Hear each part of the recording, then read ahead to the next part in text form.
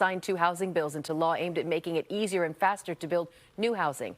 Our Amanda Quintana live here to explain where the red tape is being cut. Amanda. Well, those new laws are going to help break down one of the biggest barriers to building new housing, the California Environmental Quality Act, known as CEQA.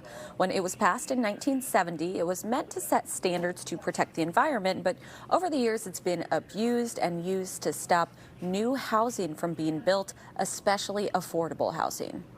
CEQA was the untouchable rail of California politics for many years. For Bay Area housing projects, CEQA was the red tape.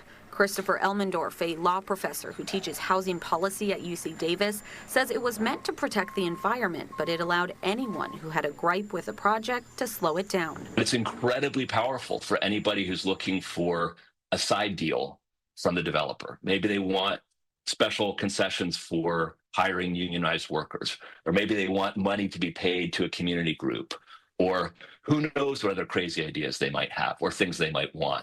But since anybody can push that delay switch and cost the developer hundreds of thousands or millions of dollars by pushing that delay switch, they have incredible leverage.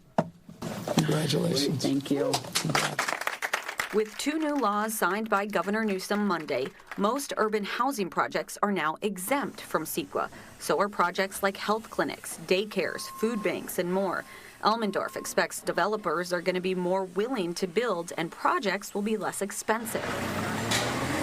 The hope is that this will eventually make Bay Area housing more affordable. That's the reason why old homes in the Bay Area are so expensive. We're not building new ones. We're not building ones that people with that income tier would otherwise be living in. So they're bidding down. They're pushing people off of the chair in a really long game of musical chairs.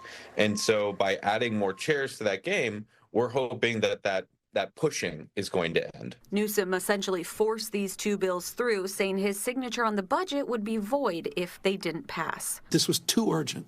This was too important to play chance. Newsom is calling this the most consequential housing reform in modern history. Professor Elmendorf agrees, giving the governor credit for getting it done. Live in the newsroom, Amanda Quintana, KTVU Fox 2 News. Amanda, thank you.